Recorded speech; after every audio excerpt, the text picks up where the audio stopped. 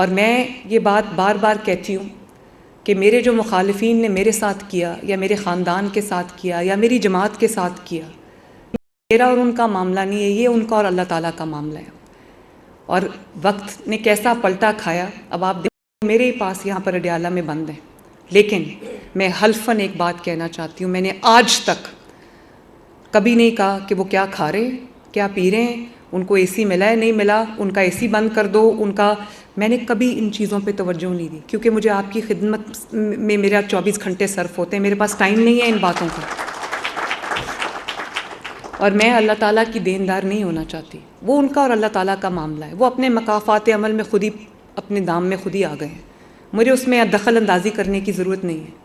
نہ میں نے کبھی کہا ہے کہ اس کو پکڑو، اور نہ میں نے کبھی اس کو کہا ہے کہ اس کو چھوڑ دو۔ جس نے جو جرم کیا ہے اس کی سزا اس کو ملے گی، اور مل رہی ہے، دنیا دیکھ رہی ہے، ہم دیکھ رہے ہیں، جاگتی آنکھوں سے دیکھ رہے ہیں۔ لیکن میں ایسا کچھ نہیں کرنا چاہتی کہ کل کو اللہ تعالیٰ کے گھر میں میں جواب دوں۔ میں کسی سے کوئی ظلم اور زیادتی نہیں کرنا چاہتی۔ کوئی اچھا کھانا اڈیالہ میں کھا رہا ہے، اس سے بھی اچھا کھانا کھائے، مجھے کوئی اعتراض نہیں ہے۔ کسی کو اے سی ملا ہوا ہے، کولر ملا ہوا ہے، نواز شریف صاحب نے کہا تھا 2 لے لے، مجھے کوئی اعتراض نہیں ہے۔ ہاں اعتراض ہے تو اس بات پہ ہے کہ یہ ملک اب گھیراؤ، جلاؤ، انتشار، گالی گلوچ، بدتمیزی، بد تہذیبی کا متحمل نہیں ہو سکتا۔ اگر اس وقت یہ ملک نے ترقی نہ کی تو بہت سارے نوجوان جو ہیں وہ اس ملک کے اندر اپنی ہوپس جو ہیں وہ چھوڑ دیں گے، اور یہ بہت بڑا نقصان ہو جائے گا۔ اس لیے ابھی نہیں تو کبھی نہیں۔ میں آپ سے بھی یہ گزارش کرنا چاہوں گی، جو لوگ مجھے ٹی وی پہ سن رہے ہیں، آپ جو یہاں پر تشریف رکھتے ہیں، جتنے یوتھ لڑکے اور لڑکیاں مجھے نوجوان سن رہے ہیں، خواتین سن رہی ہیں، میں سب کو یہ کہنا چاہتی ہوں کہ اپنے ملک کا ساتھ دیں۔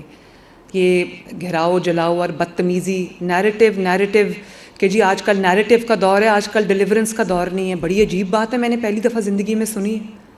یعنی کہ خالی تقریریں کب تک انسان کا پیٹ بھر سکتی ہیں؟ تب پھر ملک کا وہی حال ہوتا ہے جو اب ملک کا حال ہوا ہے۔ نیریٹو ایک ہی ہے اور ایک ہی ہونا چاہیے، اور وہ یہ ہے کہ ملک ترقی میں کہاں کھڑا ہے۔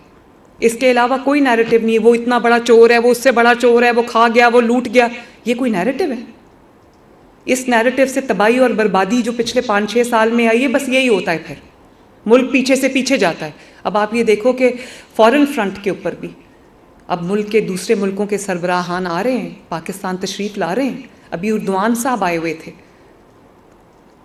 تو مجھے کہنے والوں نے یہ بھی کہا کہ ہم چاہتے تھے پاکستان کا پرسیپشن بدلے، اور اب بدل رہا ہے پاکستان کا پرسیپشن، اچھا ہو رہا ہے، بہتر ہو رہا ہے۔ وہ ملک جن میں جا کے لڑائیاں کرائی تھیں ناعاقبت اندیش حکمرانوں نے، کہ اس کی چگلی ادھر لگا دی، اس کو وہ بات کر دی، تو لڑائی ہو گئی۔ تو اسی طرح وہ شہباز شریف صاحب دن رات محنت کر کے جو ہے وہ انٹرنیشنل کمیونٹی کے ساتھ بھی انہوں نے اس میں پاکستان کی جگہ بنا رہے ہیں۔ اور آپ دیکھو کہ بہت سال کے بعد ایسے لگتا ہے کہ کفر ٹوٹا ہے خدا خدا کر کے۔ کئی سال کے بعد چیمپئنز ٹرافی ہو رہی ہے یہاں پر، رونقیں واپس آ رہی ہیں، ہارس اینڈ کیٹل شو ہو رہا ہے ماشاءاللہ۔ اور جو افتتاحی تقریب تھی ہارس اینڈ کیٹل شو کی، اس میں چیف پرائم منسٹر کو میں نے چیف گیسٹ بلایا تھا، تو پرائم منسٹر جب آئے تو میں حیران رہ گئی، اسٹیڈیم بھرا ہوا تھا فیملیز سے، پڑھے لکھے لوگ تھے، فیملیز تھے، اور بڑے خوش تھے۔ اور تب سے آج تک ہر روز جو ہے وہ ہارس اینڈ کیٹل شو کا کوئی نہ کوئی تقریب ہوتی ہے، کوئی نہ کوئی پروگرام ہوتا ہے، اسٹیڈیمز فل ہیں، فیملیز آ رہی ہیں۔ تو ایسے لگتا ہے کہ وہ جو ایک تباہی ملک میں لے کر آنے کی کوشش کی گئی، اور یہ ایک فالس پرسیپشن کریٹ کیا گیا کہ شاید پاکستان میں کس سیکیورٹی سیفٹی کا ایشو، اور پاکستان کوئی ایسی جگہ نہیں ہے جہاں جایا جائے۔ اب وہی فیملیز باہر نکل کے روز اپنے بچوں کو لے کے جا رہی ہیں، انجوائے کر رہی ہیں۔ تو یہ ایک جو فیل گڈ فیکٹر ہے، یہ بہت سالوں کے بعد ہم نے دیکھا ہے پاکستان کے اندر۔ تو میری یہ دعا ہے کہ جن کو آج قرضہ ملا ہے، اللہ تعالیٰ ان کو ان کے کاروبار میں برکت ڈالے،